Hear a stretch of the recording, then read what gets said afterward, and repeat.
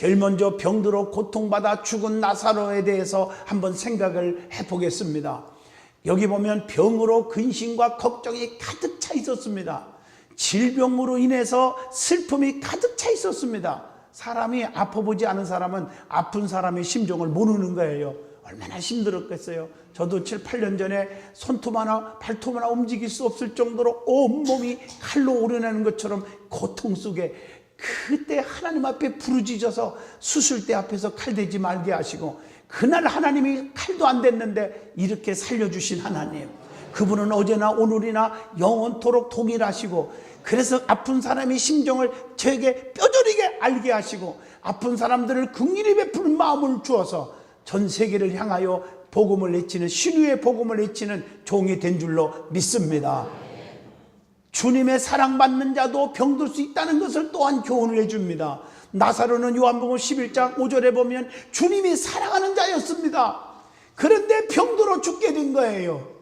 우리가요, 세상에서 살면서 나는 하나님 사랑받는데, 사랑받지요. 그런데 왜 병이 왔을까? 왜 사업에 실패했을까? 왜 이렇게 포기할 수밖에 없는 이런 이 지경까지 왔는가? 좌절하지 마세요. 원망하지 마세요. 불평하지 마세요. 주님의 사랑받는 사람도 어려움이 있어요. 모세는 권능의 지팡이를 잡았지만 그가 가는 곳에 어려움이 있잖아요. 홍해바다의 어려움, 배고프다, 목마르다, 이런 고난 속에서 낙심하지 않고 하나님 앞에 기도했더니 하나님이 먹을 것을 하늘에서 내려주고 반석에서 샘물 터져 나오게 하시고 위급한 상황에 홍해바다를 갈라서 구해 주시는 은총이 있는 줄로 믿습니다. 여러분, 항상 우리는 불평하지 마세요. 원망하지 마세요. 사랑하는 사람도 어려움이 있을 수 있다. 병들 수 있다는 겁니다. 그 다음에 주님이 베다니 마을에 계시지 않은 거예요. 그래서 주님을 초청했지만 바로 오시지 않았어요. 정말 늦게 오신 거예요. 오늘 요한복음 11장 6절로 7절 말씀입니다. 나사로가 병들었다 함을 들으시고 그 계시던 곳에 이틀을 더 유하시고 오신 거예요. 이해가 좀 안 되잖아요. 그런데 마르다 마리아는 이렇게 말합니다. 늦게 오신 주님 앞에 요한복음 11장 21절 32절 쭉 보시면 주님이 여기 계시지 않았기 때문에 죽었다고 고백합니다. 주님이 여기 계셨다면 내 오라비가 죽지 않았을 거라고 말합니다.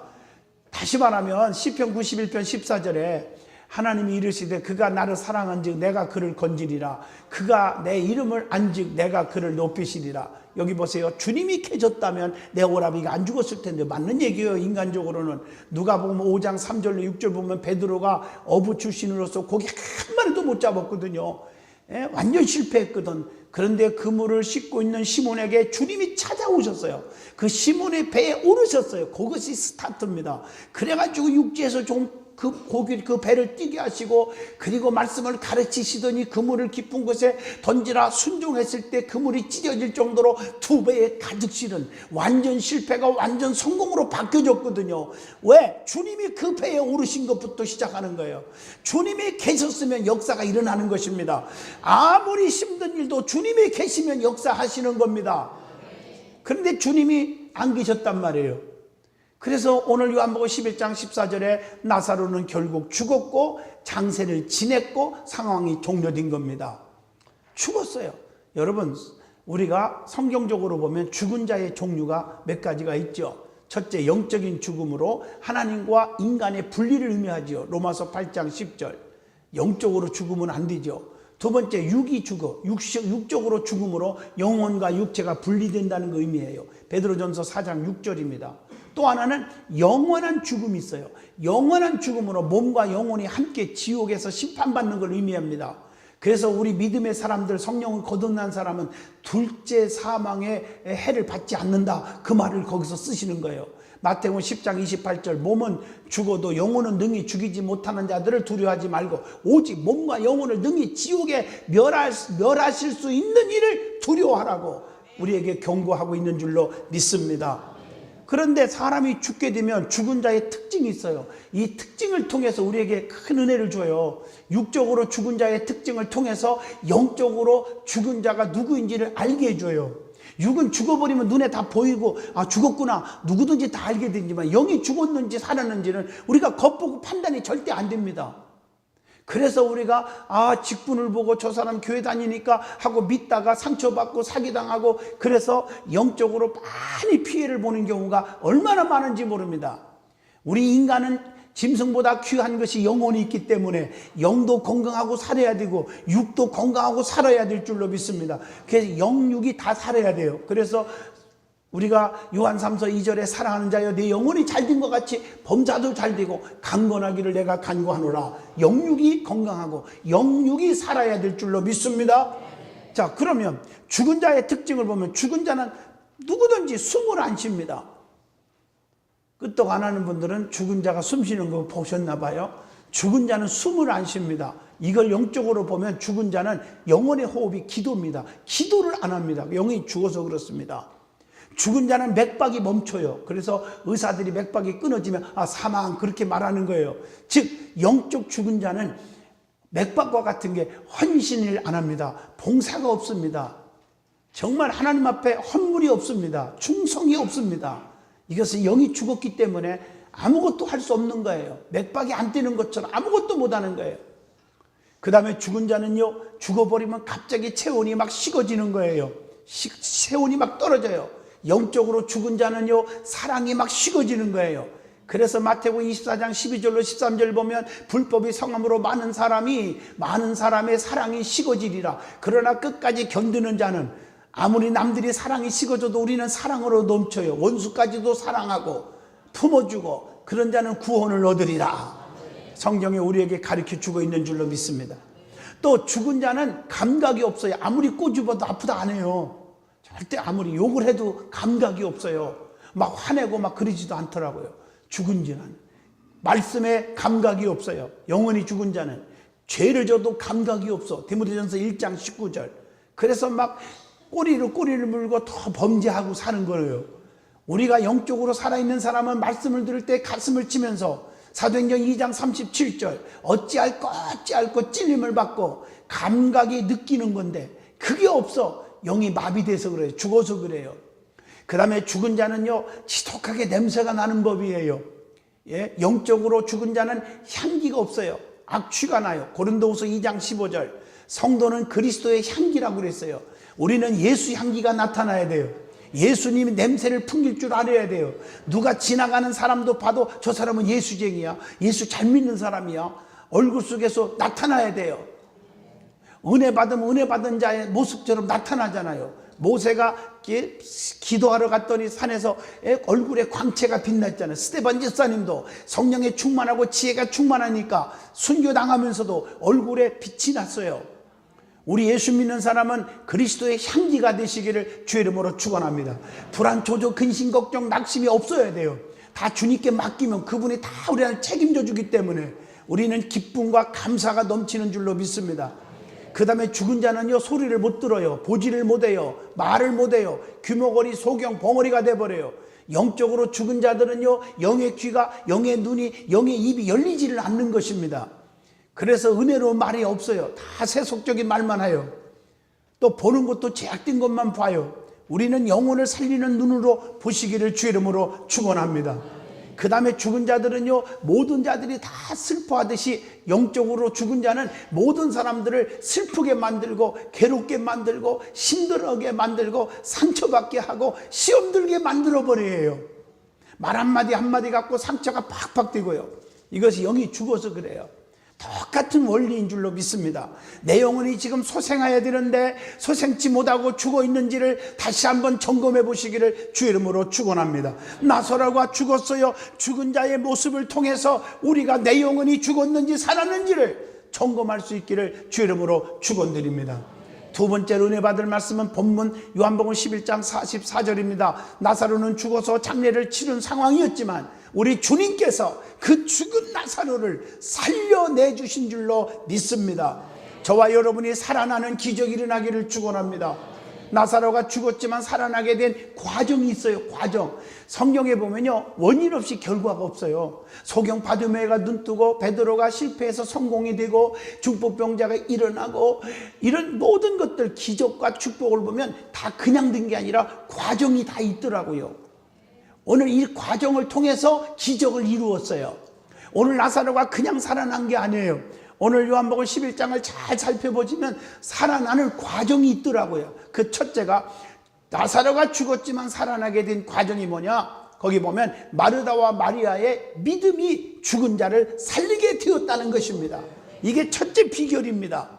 주님의 능력을 100% 믿는 그 믿음이 그들에게 있었기 때문에 오라비를 살릴 수가 있었습니다. 요한복음 11장 21절에 주님이 여기 계셨더라면 내 오라비가 절대로 죽지 아니했겠나이다 라고 고백을 합니다. 나사로는 죽을 병에 걸린 거예요. 그러니까 죽은 거예요. 죽을 병에 걸렸지만 주님이 계셨더라면 죽지 않았을 것이라고 하는 믿음의 고백입니다. 왜? 주님은 전능자니까. 주님의 능력을 믿는 믿음이 주님의 마음을 감동케 할 줄로 믿습니다. 주님의 능력을 의심하지 않기를 주 이름으로 축원합니다. 주님이 우리의 심령 속에, 우리의 가정에, 우리의 사업장에, 우리의 자녀들에게, 우리 교회에 계시면 절대로 실패하거나 망하거나 죽지 않는다는 그 믿음의 고백입니다. 아무리 세상이 실패하고 불경기라가 아우성치고 난리가 난다고 해도 주님이 계시면, 주님이 계셨더라면 이런 거 끝도 없다. 그 믿음의 고백입니다. 그 다음에 그런 믿음이 있으니까 요한복음 11장 22절에 이제라도라는 믿음을 가졌어요. 이제라도, 이런 믿음이 있으면 죽은 자를 살리거든요. 이제라도 주님이 오셨으니까 주님이 하시면, 하나님께 구하시면 하나님께서 살리실 줄로 믿는다는 고백입니다. 여러분, 스가랴 4장 6절 만군의 여호와께서 말씀하시되 이는 힘으로 되지 아니하며 능으로 되지 아니하고 오직 나의 영으로만 되느니라. 하나님은 능치 못함이 없는 줄로 믿습니다. 할 수 있거든요. 무슨 말이냐? 믿는 자들에게 능치 못함이 없느니라. 내게 능력 주시는 자 안에서 내가 모든 것을 다 할 수 있느니라. 이 믿음이 기적이 일어날 줄로 믿습니다. 죽은 자를 살리는 것은 부활의 신앙이에요. 부활의 신앙을 가졌어요. 요한복음 11장 24절에 27절 나를 믿는 자는 죽어도 살겠고 살아서 믿는 자는 영원히 죽지 아니하리라. 네가 이것을 믿느냐? 믿나이다. 여러분, 부활의 믿음을 가지시기를 축원합니다. 그리고 우리 주님은 그리스도시요 하나님의 아들이심을 믿는 신앙이, 그게 바로 그들의 신앙이에요. 요한복음 11장 27절 이르시되 주여 그러하리이다. 주는 그리스도시요 세상에 오시는 하나님의 아들이신 것을 내가 믿나이다 라고 말씀하고 있지 않습니까? 그 다음에 39절로 본문 41절 보면 우리 주님께서 돌무덤을 옮겨놓으라 할 때 주님의 명령에 순종했어요. 마르다 마리아의 대단한 믿음이지요. 인간적으로 이해가 안 돼요. 지금 돌 죽어서 장세 지냈고 무덤에 돌을 딱 막아놨어요. 근데 그 틈 사이로 시체가 부패해가지고 악취까지 나오는 그런 이제 끝난 상황인데 우리 예수님께서 돌무덤을 옮겨놓으라. 그 믿음을 보시고 명령한 거예요. 여러분 같으면 우리 예수님 치매 걸렸나? 왜 이러신대요? 성경에 그런 내용들이 되게 많잖아요. 오병이어 물고기 2마리 버릇 5덩어리 가지고 축사하신다며 제자들 뭐 띄워주래. 장정만 5천 명이 넘어요. 아유, 예수님 치매 걸리셨나? 아니, 누구 목에다가 넣어주려고 이걸 띄워주라고 그래. 이거 한쪽 갖가지고 혼자 먹어도 현찮은 건데. 그러나 믿음으로 순종하고 띄워줬더니 5천 명 이상 먹이고도 12광주리가 남았더라. 여러분, 성경을 믿으시기를 바랍니다. 이해가 안 되지만 주님의 우리의 믿음을 보시고 역사하시는 거거든요. 돌무덤을 옮겨놓으라. 주님의 명령에 순종한 겁니다. 여러분, 권세 있는 주님의 명령이 반드시 기적을 일으킬 줄로 믿습니다. 오늘 본문 41절 보면 예수님은 먼저 하나님께 향하여 옮겨놓은 걸 보시고 감사기도 한 것입니다. 하나님, 나의 기도 들으심을 감사하나이다. 여러분, 이해가 안 되잖아요. 이것도요. 지금 감사할 일이에요. 나사로가 죽어서 지금 묻었고 지금 끝났어 상황이. 하나님, 어찌하여 내가 사랑하는 나사로를 데려갑니까? 그럴 수 있습니까? 그렇게 원망하고 지금 항의할 수밖에 없는 그 상황이잖아요. 그런데 예수님은 나의 기도 들으심을 감사하나이다. 왜? 전능하신 하나님이 하시면 영광이 더 나타나거든요. 죽은 자가 살아난 건 확신하거든요. 그러니까 하나님 지금 기도하고 왔는데 내 기도 들으심을 감사하나이다. 긍정적인 신앙이에요. 여러분들이 기도하면요, 믿고 구한 것은 받은 줄로 믿으라. 때가 되면 주님이 상황에 따라서 열매로 다 맺게 해주시거든요. 왜 기도하고 좌절하고 포기하고 낙심하고 받을 축복을 다 줘버립니까? 하나님 앞에 구했으면 반드시 이루어질 것을 기대하고 사세요. 내 자녀들을 위해서, 사업을 위해서, 직장을 위해서, 건강을 위해서 다 마찬가지예요. 구했으니까 반드시 이루어질 거예요. 우리 아버님 어머님이 어르실 적에 진짜 가정예배를 싸면서 우리 10남매를 위해서 눈물로 기도할 때 제가 볼 때는 엉터리라고 생각해서 어린 나이에, 아니 상상을 초월한 그것도 어느 정도 소원을 얘기해야지 세계적인 죄종이 되게 하시고 이랬단 말이에요. 나는 기차 한 번도 돈 없어서 못한 그딴 상황인데, 그런데 그 기도해 놓은 것이 우리 아버님 어머님은 하나님의 능력을 믿었거든요. 그러니까 제가 지금 전 세계 복음을 이치러 다니는 부흥사가 됐지 않았습니까? 하나님이 하시잖아요. 가는 곳마다 능력이 나타나게 하시고 주님의 역사를 이루게 해달라고, 주님의 영광만 돌리게 해달라고. 가는 곳마다 얼마나 암덩어리가 없어지고 다리가 쭉쭉 펴지고, 지난주도요 걷지 못하는 할머니가 집회하는데 그냥 다리가 다 펴져갖고 난리도 아니었어요. 교회들이 하나님의 살아계심을 감사하고. 여러분, 불가능을 가능케 하시는 주의 능력을 믿으시기를 바랍니다. 그리고 그 다음에 큰 소리로 우리 주님께서 감사한 다음에는 기적이 일어나거든요. 불평과 원망은요 축복이 달아나 버려요. 감사하는 곳에는, 긍정적으로 시인하는 곳에는 그대로 될 줄로 믿습니다. 그래서 큰 소리로 본문 43절에 나사로야 나오라 하고 명령했더니 죽은 나사로가 살아나온 줄로 믿습니다. 그러니까 지금 죽은 그 송장 앞에서 예수님께서 기도 들으심을 감사하나이다. 긍정적으로 믿어버리니까 기적이 일어나는 거예요. 죽은 나사로가 수족을 배로 동인채로 나왔고 얼굴은 수건에 쌓였더라. 오늘 44절입니다.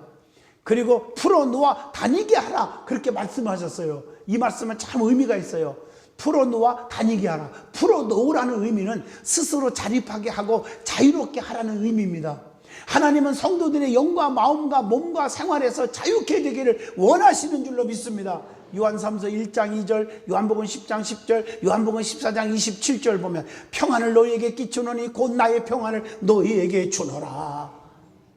그리고 옛사람을 벗어버리고 정말 심령으로 새롭게 해서 새 사람을 입으라, 그런 말씀이에요. 에베소 4장 22절로 24절의 말씀이에요. 너희는 유혹의 욕심을 따라 썩어져가는 구습을 따르는 옛사람을 벗어버리고, 그래서 자유케 하는 거예요. 그 다음에 다니게 하라고 그랬어요.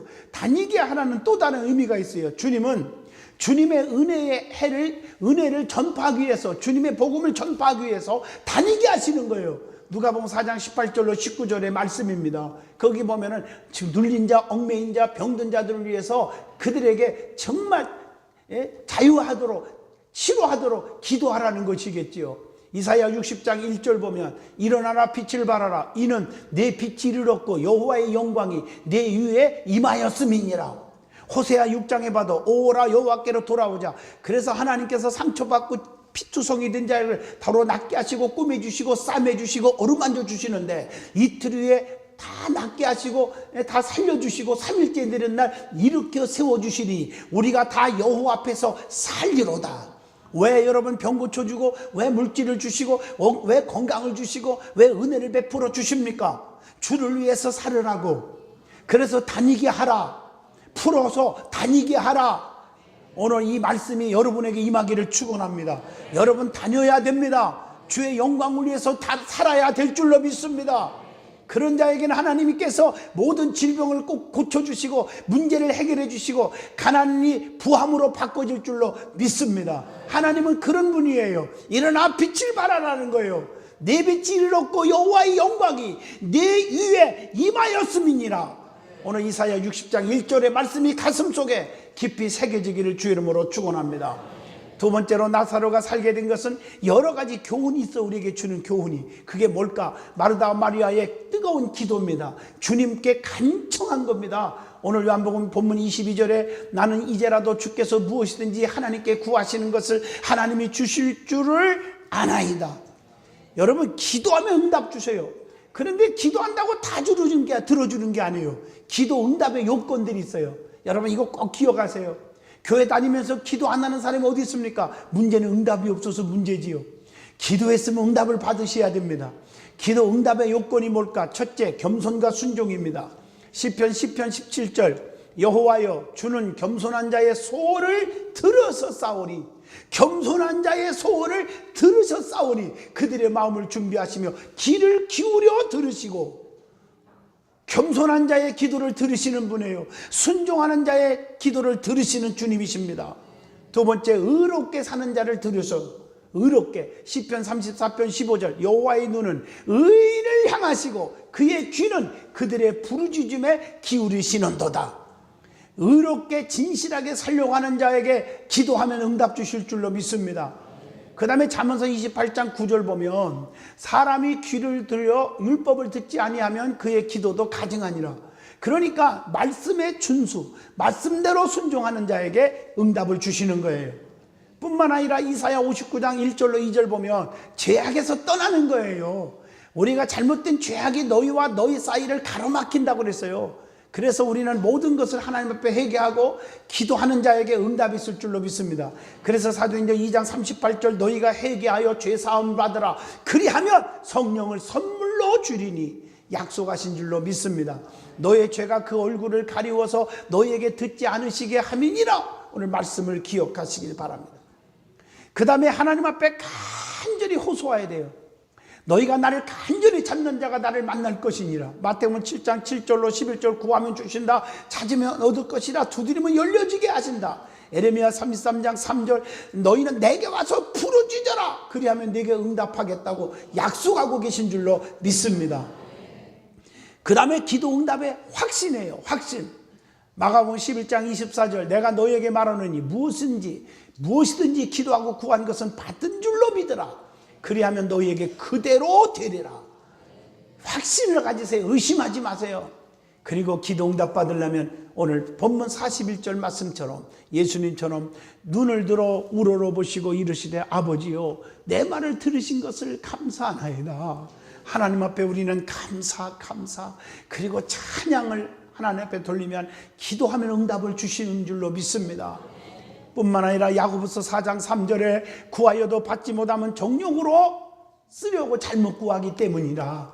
하나님의 뜻대로 기도하세요. 하나님의 영광을 위한 기도 드리세요. 하나님이 기뻐하시는 일을 하기 위해서 기도하십시오. 그럼 하나님이 들어주실 줄로 믿습니다. 하나님, 내가 건강해야 복음 전할 거 아닙니까? 내가 부유하여야, 형통하여야 주를 위해서 쓰여질 거 아닙니까? 이게 다 주님 뜻대로 기도하는 기도예요. 그래서 무엇을 먹을까 마실까 염려하지 마라. 그건 이방인들이나 구하는 거지만 너희는 먼저 그 나라와 그 일을 구하라. 그리하면 이 모든 것들을 다 주신다고 했습니다. 자, 그 다음에 나사로가 살아남으로 뭘 돌렸습니까? 하나님께 영광을 돌리는 것입니다. 오늘 요한복음 11장 4절 말씀입니다. 하나님의 아들이 이로 말미암아 영광을 받게 하려 하심이니라. 죽은 자가 살아나면서 하나님께 영광을 돌리는 거예요. 여러분, 성도들의 최종 신앙적 목표가 뭐가 되어야 됩니까? 하나님께 영광이 되어야 합니다. 그래서 고린도전서 10장 31절, 먹든지 마시든지 주의 영광을 위해서 하라. 오직 영광 하나님께입니다. 하나님. 살아도 주를 위해서, 죽어도 주를 위해서 사나니 모든 게 다 주의 것이니 주의 영광만을 위해서 존재하는 저와 여러분이 되시기를 주 이름으로 축원드립니다. 그래서 하나님의 영광은 성도들을 강건케 한다. 에베소 3장 16절에 그의 영광의 풍성함을 따라 그의 성령으로 말미암아 너의 속사람을 능력으로 강건하게 하시오며, 강건하게 하실 줄로 믿습니다.